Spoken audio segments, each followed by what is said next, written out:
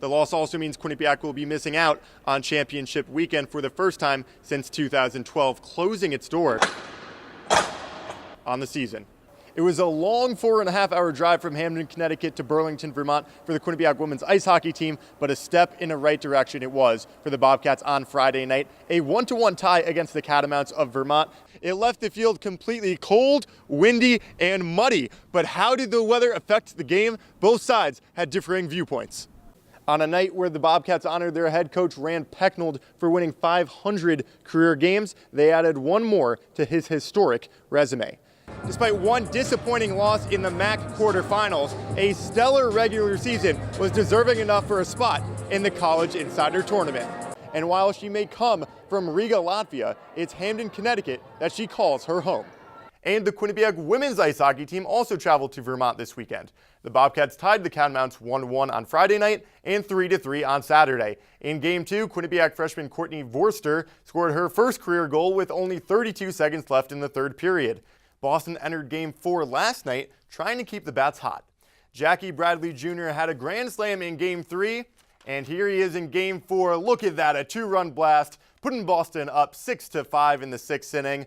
We'll jump to the bottom of the ninth. Craig Kimbrell on the mound for the Red Sox, facing Alex Bregman with the bases loaded. Sox up 8-6. Bregman with a line shot to left field, and Andrew Benintendi makes the play of his life. If that ball gets by him, the Astros are winning it. He makes a gutsy diving play. You'll be seeing this one for years to come. The Red Sox win at 8-6. They take a 3-1 series lead with a chance to clinch it tonight in Game 5 at 8:09 p.m. in Houston. The 2018 Men's Soccer MAC Championship coming at you. The number 2 seed Quinnipiac Bobcats hosting the number 5 seed Rider Bronx. Both teams walking into this game hot. Quinnipiac defeating Marist in a 10-round penalty kick thriller, while Rider upset the top-seeded Fairfield Stags. Both goalies staying hot in the first half, keeping the game scoreless. Jared Mazzola, the Virginia Commonwealth transfer, with a nice save. And then Pablo Gatinoy, a diving save for Rider. No score at the half. The Bronx Pablo DeCastro nets his 8th goal of the season, putting Rider up 1-0. A huge goal as they celebrate in front of their net. Quinnipiac trying to get back in it later on in the half. A beautiful ball here. Eamon Whalen gets ahead on it, goes for the rebound, but just misses the net. Rider still up 1-0. Let's take another look. Eamon Whalen, what a year he's had. The Offensive Player of the Year for the conference. Just inches away of putting it on net. That's one that would have tied it. Here, Rashawn Daly takes his best strike, but Pablo Gatinoy with another save. Rider, your 2018 MAC Men's Soccer Champions, with a 1-0 win up at Hamden. They'll move on to the NCAA tournament, while Quinnipiac season ends with a disappointing loss in the MAC Men's Soccer Championship game. What do you get when the Quinnipiac Bobcats face the Princeton Tigers? Great game of hockey there. Great game of hockey. Great hockey and 2 wins for Quinnipiac. The Bobcats shut out the Tigers 3-0 at home on Friday night. Saturday night, a 6-3 win at Princeton. Quinnipiac head coach Rand Pecknold describes his team's play across the 2 games as resilient. Princeton's a really good team, well coached. They compete hard. They got some of the best players in the country, so it was a good battle for us. Happy to get the 2 wins and move on. Quinnipiac captain Chase Prisky leads all NCAA defensemen in goals this year with 11. 3 of them came this weekend thanks to an important key. At the end of the day, when we were relentless, we just went in and we established a forecheck and we just ran down their D. That's when we were really successful, and you could see us come in waves at times. And I think that's the most important key for us winning this weekend, was to wear down their D. Prisky found the score sheet and was vital for Quinnipiac's penalty kill. The Bobcats shut down the 3rd best power play in the country 8 of 9 times this weekend. Quinnipiac improves to 13-2 this season after the 2 wins. Next up, a home-and-home matchup against 12-1 UMass.